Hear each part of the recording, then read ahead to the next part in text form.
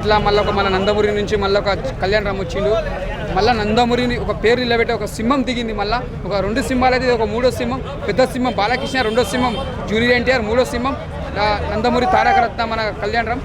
Acting పరంగా మాత్రం చింపిడ్స్ పడేసిందన్న, నీకు ఎక్కడ బోర్ అని లేదు. యాక్టింగ్ మాత్రం ఇచ్చి పడేసిందన్న, సూపర్ చేసింది. ప్రతి సీన్ మాత్రం డైలాగులు మాత్రం ఎలివేషన్స్ ఉన్నాయి. ఏం చేసిందన్న యాక్టింగ్ మాత్రం ఇచ్చి పడేసిండు. ప్రతి సీన్ నువ్వు ఎంజాయ్ చేస్తావన్న. సినిమానికి ఎక్కడెక్కడ బోర్ అనేది ఏం లేదు. బ్యాక్గ్రౌండ్ మ్యూజిక్ కానీ, బ్యాక్గ్రౌండ్ స్కోర్ కానీ, మన కాస్ట్యూమ్ డిజైన్ కానీ ప్రతిదీ మనం ఎంజాయ్ చేస్తాం. మన అంతా బాగుంది. కాస్ట్యూమ్ డిజైన్ కానీ చాలా బాగా చేసి, మీకు ఎక్కడ ఇది అదే అని బోర్ అనేది ఏం లేదు. సూపర్ చేసి ఒక 118 తర్వాత, ఒక బింబిసార్ తర్వాత మళ్ళీ ఒక సినిమా డెవిల్, ఇది ఒక స్టోరీ డిఫరెంట్. ఈ 3 సినిమాలు డిఫరెంట్.